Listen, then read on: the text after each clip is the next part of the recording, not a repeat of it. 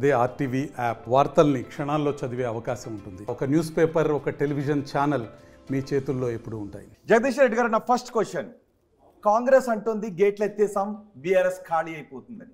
మరి ఆ కాంగ్రెస్ గేట్లకు తాళాలు వేసే వ్యూహం మీ దగ్గర ఏమన్నా ఉందా?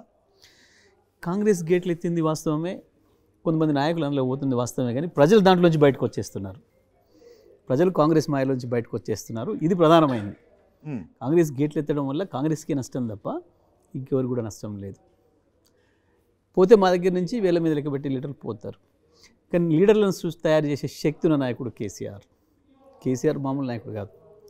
లీడర్లను ఉత్పత్తి చేయగలిగిన కేంద్రం బీఆర్ఎస్ పార్టీ. కాబట్టి కేసీఆర్ ఒకడు ఉంటే చాలు బీఆర్ఎస్ పార్టీకి, ఆటోమేటిక్గా లీడర్లు తయారు చేసుకుంటాడు. కాంగ్రెస్ గేట్లు ఎత్తడం వల్ల ప్రజలు వరదలాగా బయటకు వస్తున్నారు. కాంగ్రెస్ నుంచి 100 రోజుల్లోనే తేలిపోయింది కాంగ్రెస్ సత్తా.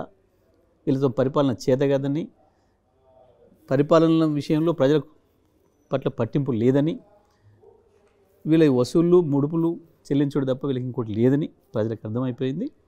తప్పకుండా గేట్లు నాయకులు ఒక గేట్లోంచి వస్తే ప్రజలు వేలాదిగా లక్షలాదిగా ఇంకో గేట్లోంచి వెళ్ళిపోతున్నారు. కానీ ఇది కాంగ్రెస్ జరుగుతున్నది. కాంగ్రెస్ చెరువులోకి ఇన్ఫ్లో కనబడుతోంది, అక్కడ నుంచి అవుట్ఫ్లో ప్రజలు బయటకు వస్తున్నారని ఏ ఆధారాలతో చెప్పగలరు? 100% మీరు ఇప్పుడు పోయి సర్వే చేసినా తెలుస్తుంది, అందులో సందేహం లేదు. గతంలో మాకు జరిగింది కూడా అదే కదా. గతంలో మేము ఈ కాంగ్రెస్ నాయకులను తీసుకోవడం వల్లనే ప్రజల్లో వ్యతిరేకత వచ్చిందనే మాటను నిజమేనా? చాలాసార్లు మాట్లాడుకున్నాం, విన్నాం, జరిగింది కూడా, కనపడింది కదా, మనకు కళ్ళ ముందు కనపడింది కదా, దానివల్ల జరిగిన నష్టం, అందులో సందేహం ఏం లేదు. కాబట్టి అదే జరుగుద్ది ఇప్పుడు కూడా. అంటే అప్పట్లో కాంగ్రెస్ గేట్లకు గండి కొట్టిన మూలంగా బీఆర్ఎస్ కు మొన్నటి ఎన్నికల్లో ఎదురు దెబ్బ తగిలింది అన్న దాంతో అది కూడా ఒక కారణం, అందులో సందేహం లేదు. సో కాంగ్రెస్ నుంచి అప్పటి నేతలను తీసుకోకుండా ఉండుంటే బాగుండేది అనేది ప్రజల అభిప్రాయంగా మనకు కనపడదు. అదే కారణమా? ప్రజలు వాళ్ళ వాటిలో చెప్పిన అదొకటి కాదని చెప్పిన అది కూడా ఒక కారణమైందనే విషయాన్ని ప్రజలు మాట్లాడుకుంటున్నారు. మేము మీకు సరిపోని ఇచ్చినాము, అనవసరంగా వాళ్ళని తీసుకొచ్చి కలుషితం చేసినారన్న మాట చెప్పినారు వాళ్ళు, అందులో సందేహం లేదు. అయితే ఇక్కడ పార్టీలు మారడాలు, అధికార పార్టీలోకి పోవడాలు అనే విషయాల్ని ఇవాళ మనం కొత్తగా చూడడం లేదు. ఒక టీఆర్ఎస్ పార్టీ, కాంగ్రెస్ పార్టీ సంబంధించిన వ్యవహారం కాదు ఇది. ఇప్పుడు 40 సంవత్సరాల క్రితం ప్రారంభమైంది స్వతంత్ర భారతదేశంలో, చరణ్ సింగ్తో మొదలైంది పార్టీలు మారడం అనేది. అధికారం కొరకు మారడం అనేది, అధికారంలోకి మారడం అనేది భారతదేశ రాజకీయ చరిత్రలో సర్వసాధారణమైపోయిన విషయం.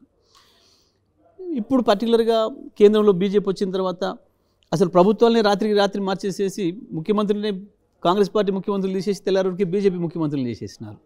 స్పష్టంగా కనపడ్డది మనకు అది. ఇక్కడ కూడా మేము కొంతమంది తీసుకున్నాం, అందులో సందేహం ఏం లేదు. ఇవాళ వాళ్ళు అధికారంలో ఉంది కాబట్టి కొంతమంది మాకు వస్తున్నారు అంటున్నారు, తీసుకుంటున్నారు, సందేహం ఏమి. అంటే లోక్సభ ఎన్నికలకు ముందు బీఆర్ఎస్ ని ఖాళీ చేయాలనే వ్యూహంతో కాంగ్రెస్ వెళ్తూ ఉంటే లోక్సభను ఎలా ఎదుర్కొంటారు? ఒక పార్టీని అభద్రతను క్రియేట్ ఒక పార్టీని ఖాళీ చేయడం అనేది ఎవరుతున్నాయి చెప్పని కాదు, ఇంపాసిబుల్. ఒక పార్టీ ఖాళీ చేయలేదు. కొద్దిమంది నాయకులు తీసుకోవచ్చు, 8 మంది నాయకులు తీసుకోవచ్చు తప్ప దానివల్ల పెద్దగా నష్టం జరుగుతుందని అనుకోవట్లేదు. ఎందుకంటే కాంగ్రెస్ పార్టీకి ఇంకా నష్టం జరిగే అవకాశం ఉండే. ఎందుకు ఉంది అంటే కాంగ్రెస్ పార్టీలో నాయకులు ఎవరికి వాళ్ళు సొంతంగా డెవలప్ అయిన వాళ్ళు, అక్కడ ఎవడో ఒక నాయకుడు తయారు చేయలేదు. ఎందుకంటే ఇవాళ ఉన్న వాళ్ళ ముఖ్యమంత్రే మధ్యలో వచ్చినవాడు, మహా అయితే 5-6 ఏళ్ల కింద వచ్చినవాడు, ఆయన సెల్ఫ్కి ఎదిగినవాడు. ఇక్కడ బీఆర్ఎస్ పరిస్థితి కాదు. బీఆర్ఎస్ పార్టీ ఒక నాయకుడి నీడలో పెరుగుతున్న పార్టీ, ఒక నాయకుడి నాయకత్వంలో పెరుగుతున్న పార్టీ, కేసీఆర్ సృష్టించిన పార్టీ. అందులో తన అనేక మంది నాయకులను తయారు చేసిండు. ఇవాళ ఒక మాట చెప్పాలంటే ఒక కాంగ్రెస్ ఎందుకు, ఇవాళ బీజేపీ ప్రకటించిన అభ్యర్థుల్లో కూడా సగానికి పైగా అభ్యర్థులు మా పార్టీకి సంబంధించిన నాయకులు, మేము తయారు చేసిన నాయకులు. అంటే వాళ్ళది వాళ్ళ బలహీనతను తెలియజేస్తూ ఉంది. కాంగ్రెస్ కావచ్చు, బీజేపీ కావచ్చు, వాళ్ళు ఇప్పటికీ కూడా మీడియా వర్గాలలో, మీడియాలో ఉన్నారు తప్ప, గెలుస్తామనే మాట మీడియాలలో ఉంది తప్ప ప్రజల్లో లేదు. నిజంగా ప్రజలకు ఇప్పటికి కూడా బీఆర్ఎస్ పార్టీకి ఆదరణ ఉంది, బీఆర్ఎస్ నాయకులకు ఆదరణ ఉంది, వాళ్ళకి నాయకత్వ కొరత ఉంది. కాబట్టి వాళ్ళు మా దానికి తీసుకుంటున్నారు. 2 పార్టీలలో కూడా ప్రధాన పార్టీలలో అభ్యర్థులు బీఆర్ఎస్ పార్టీ నాయకులే అని అంటే దానికి బీఆర్ఎస్ పార్టీ ఎంత బలంగా ఉంది, బీఆర్ఎస్ పార్టీకి నాయకత్వం ఎంత బలంగా ఉంది అనేది మనకు స్పష్టంగా అర్థమవుతా ఉంది.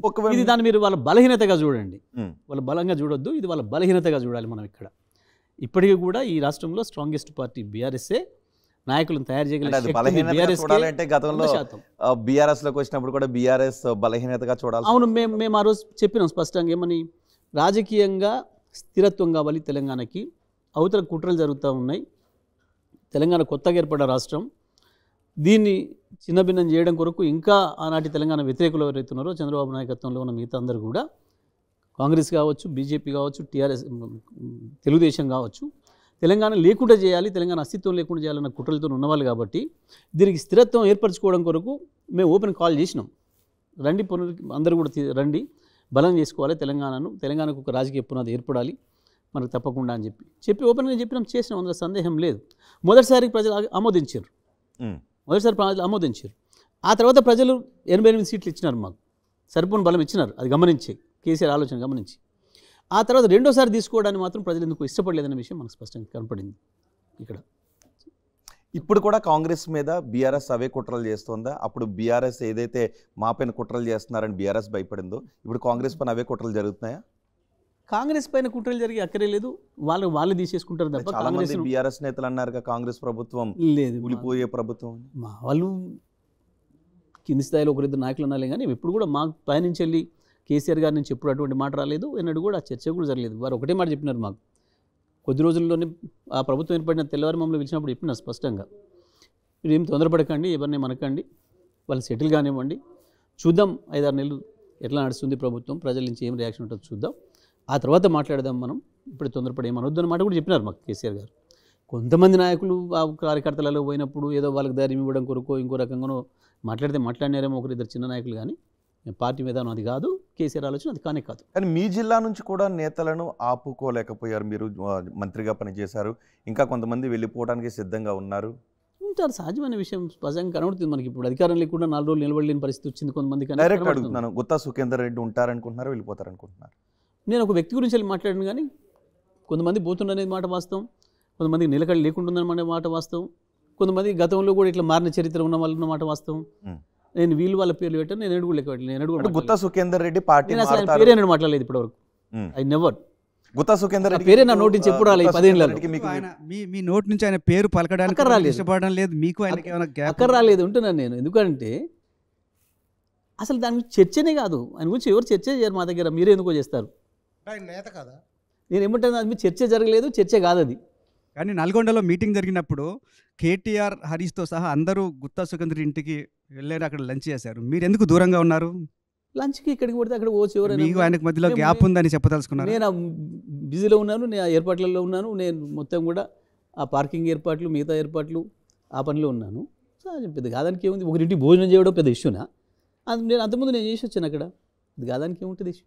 అంటే సూటిగా మీకు గుత్తా సుఖేందర్ రెడ్డికి మధ్యలో విభేదాలు ఉన్నాయా లేవా?